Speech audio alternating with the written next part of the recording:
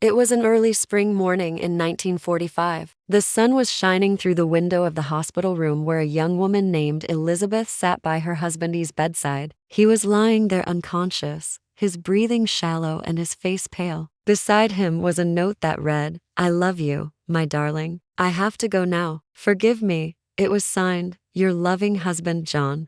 Elizabeth couldn't believe what she was reading. Just the day before, John had been the picture of health, full of life and vigor. They had celebrated their first wedding anniversary with a picnic by the lake, and he'd even danced with her under the moonlight. But now here he was lying in a hospital bed, a victim of a sudden illness. As she held his hand, she remembered the day they met. She was just 17 when she first laid eyes on him at a friend's party. He was tall and handsome with a charming smile and a quick wit. They hit it off immediately, and within months, he had proposed to her. Their love story was like something out of a fairy tale, and she couldn't imagine her life without him. But then came the war, and John, being a soldier, was called to fight. For 5 long years, Elizabeth had waited for him, her heart aching with each passing day. Finally, he returned home, and in that moment, all the pain and longing she had endured vanished. They embraced, and it felt like no time had passed at all. Their love only grew stronger with each passing year, and they had plans for the future, dreams they wanted to share.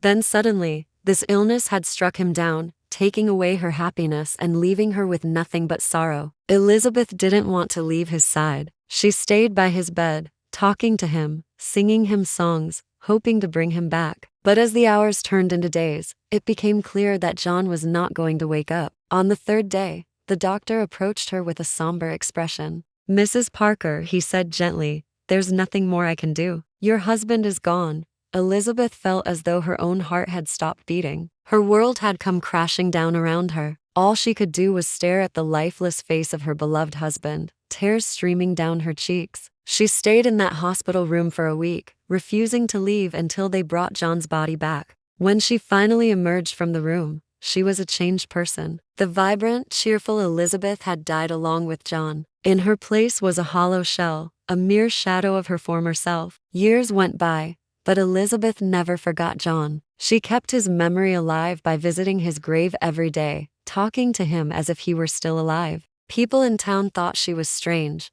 but she didn't care. She had lost her reason to live. Without John, she had nothing left to hold on to. One day, Elizabeth decided to end her own life. She wrote a note saying goodbye and walked into the lake. As the water closed over her head, she felt a sense of relief, a release from the pain that had consumed her for so long. In another part of the world, John was lying in a military hospital, his body battered and bruised. He had survived the war, but he had lost his leg and part of his arm. When he learned about Elizabeth's death, he was devastated. He had loved her with all his heart and couldn't bear the thought of her gone. He too took his own life, ending his pain and reuniting with Elizabeth in death. If you or someone you know is struggling with thoughts of suicide, please reach out for help. There are resources available to provide support and guidance during difficult times. Remember, there is hope, and things can get better. Don't hesitate to reach out to a mental health professional or a trusted friend or family member. You don't have to go through this alone. And on that note, our one last message comes to an end. If you found this story touching, don't forget to hit the like button and share it with your friends. Your support means everything to us. So keep watching our channel for more captivating stories that will tug at your heartstrings. Until next time, stay strong and keep believing in the power of love and hope.